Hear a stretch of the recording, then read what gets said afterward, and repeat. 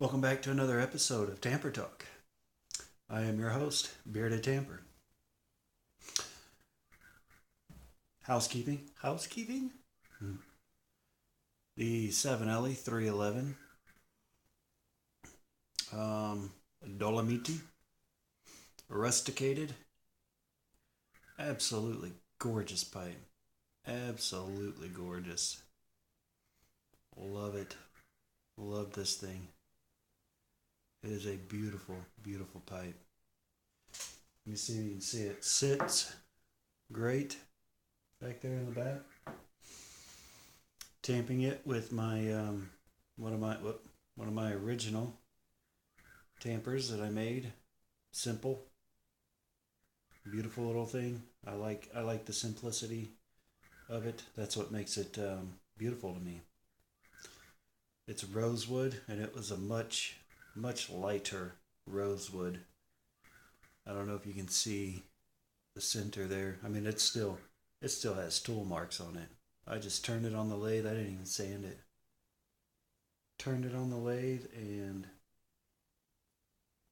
started tamping with it. Anyway, yeah, still got the tool marks on it. I just kind of cleaned it up a little bit, and it's been tamping since. I've hit it a couple times with sandpaper, you know, just to get that, whatever, bring back the natural part of it, take off the residue. Anyway, and smoking some Carter Hall pipe tobacco. It comes in a luxury pouch. Oh, I put it in my luxury mason jar. So, tamper talk. What what inspires me to turn the shapes that I turn? What happens in my mind while I'm turning a tamper? Do I come to the lathe with a specific shape in mind, a style? All good questions, and I am glad that you asked. Yes and no. And I don't know. What inspires me? Nothing really inspires me. I just love being out in the wood shop.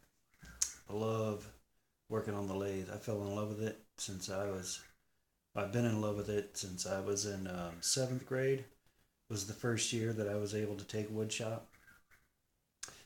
And I made a cedar bowl on a lathe. The bowl was probably 10 to 12 inches.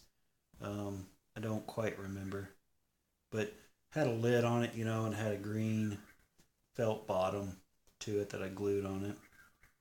And it was an experience, and I loved it. I loved the whole process of it, cutting down the cedar wood, gluing it all together, chunking it out on the bandsaw, to where it wasn't just a big square block, and then shaping it, and then having some sort of idea what I wanted the bowl to look like, but then not being definite, going into it, and then just finding it as I turned it. Now, a lot of times I do have a certain style in mind, like with this. Whoop, Zippo. With this one, that's what I wanted, so that's what I turned. But sometimes, mm, I love that Carter Hall, man. You'd set it down for 3 hours, come back, and it'll still be lit. So with this one, that's what I had in mind. I wanted kind of step down here on the business end, and whatever a conical shape. And then, this will be the dottle pick, so that'll get sanded down. This block will get cut off.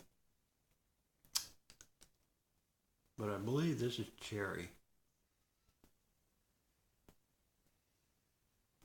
So this is off of the lathe, sanded before it's buffed out.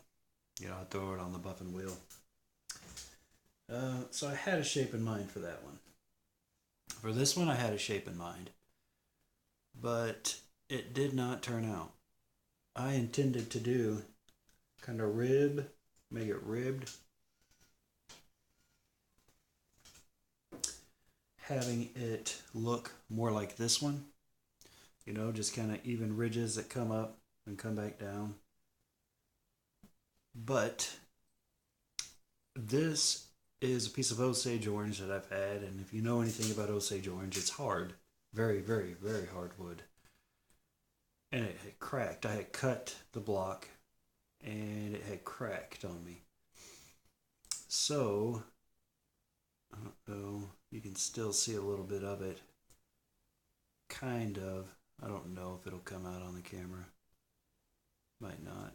This wood shines up really good, so there's a pretty good glare on it. But now I can't point to it. Yeah.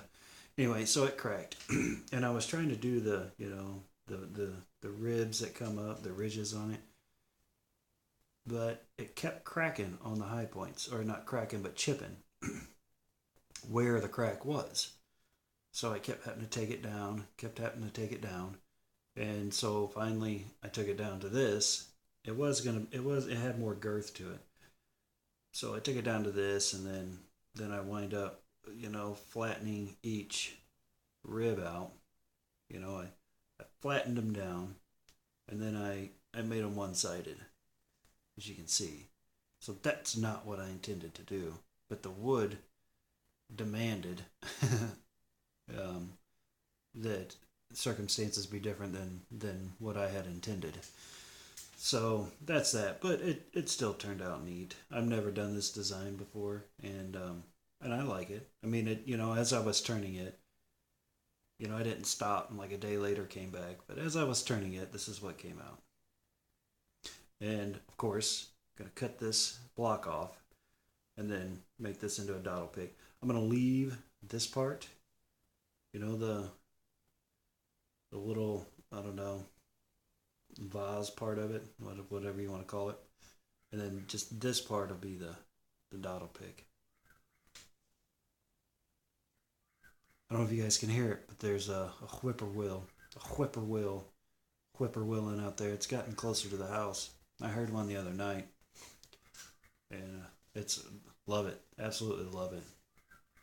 It's a beautiful sound, and we got a pond next to the house. We hear frogs all the time. You hear a bullfrog croak out. That was a bullfrog. It was me, but it was supposed to be my imitation of a bulldog. So bullfrog, bulldog. Okay. Got a 45 auto. I'm gonna slide on this bad boy.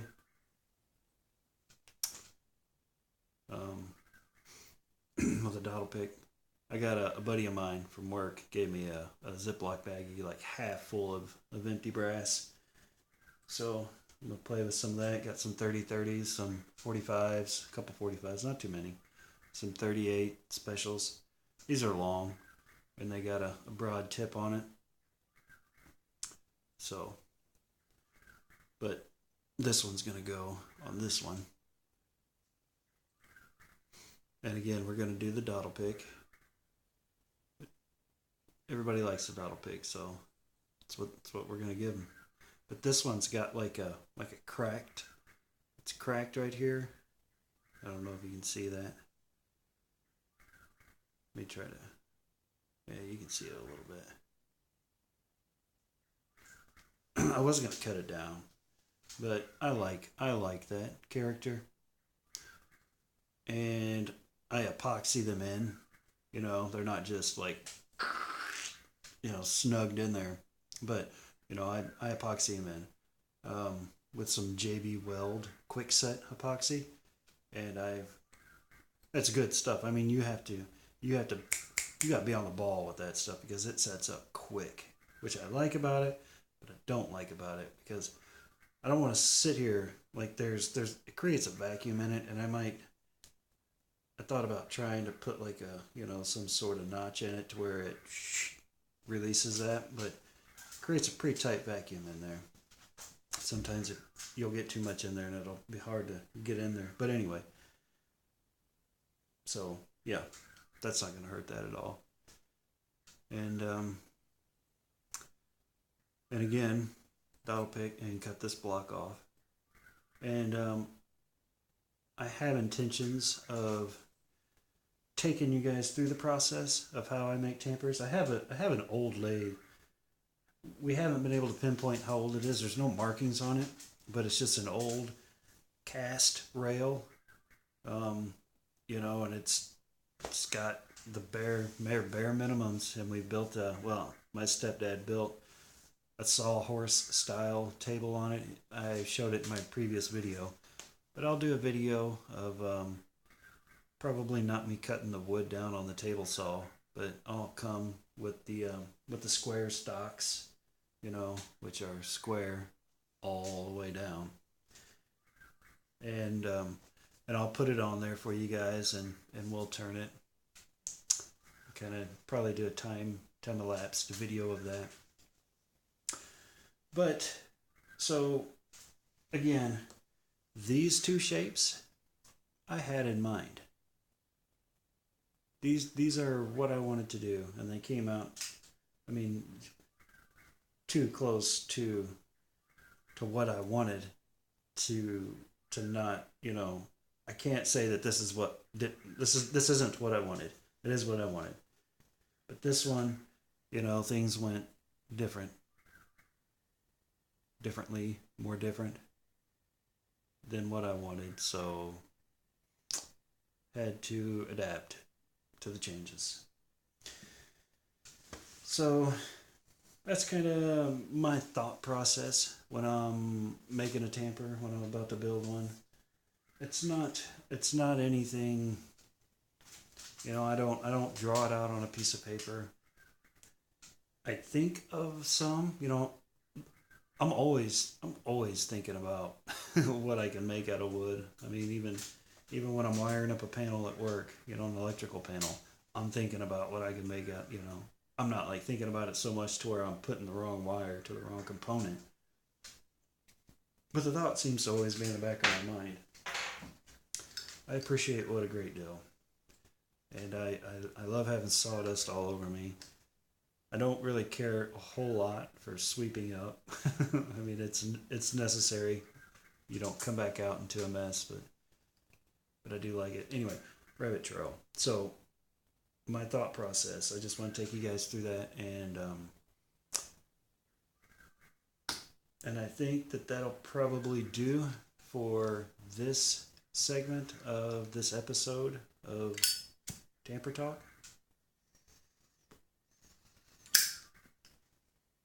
So, till next time, keep practicing on the smoke rings, and I'll do a video about that, maybe a little tutorial, if I can. I don't know how that's going to work out.